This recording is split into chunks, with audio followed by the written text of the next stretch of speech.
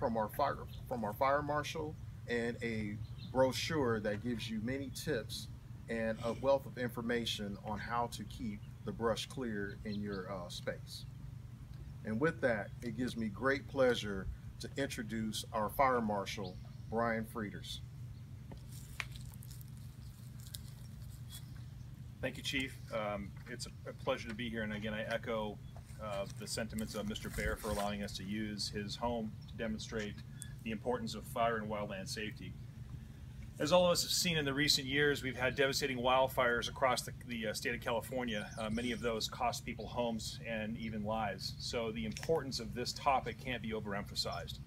And what we're doing today is we're kind of getting it to the public and letting them know how important it is for them to do their part to help us help them in the event there is a catastrophic wildfire. One of the most important things you'll see on a lot of the broadcasts across California is a lot of homes that have actually survived wildfires. And oftentimes you'll see one sole house in a brush area and everything else around it is burned. And the reason that house has survived is because they have created a good defensible space around that home.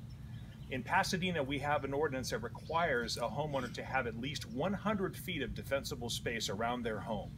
We're going to walk around today and show you what 100 feet of defensible space actually looks like. And the homeowners are really responsible for doing that.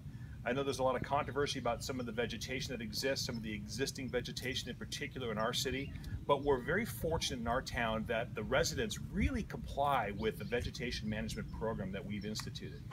That he had already done it, so I called him up and said, have you cleaned it? Because if you haven't, you need to. I didn't want to be, and he had, thank God. So. Do you look at anything and say, oh, I'm going to have to work on this now, or I'm going to have to like try to clear some of this up yet?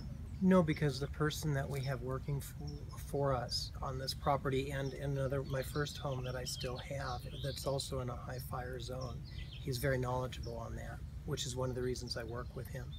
And tell us then about living in an area that's considered high fire danger. Just, are you concerned then, especially when you hear them talking about the increased fire threat, or do you feel pretty confident with what you've done? I feel confident in terms of, because we have the clearance and the cleaning that's supposed to be done, but there's always the risk, and it was very hard to get this house insured by, not the state insurance fund that doesn't really protect. It was very hard. We kept getting rejected. So I was so glad, because we are in a very high fire zone area, that we were able to get coverage.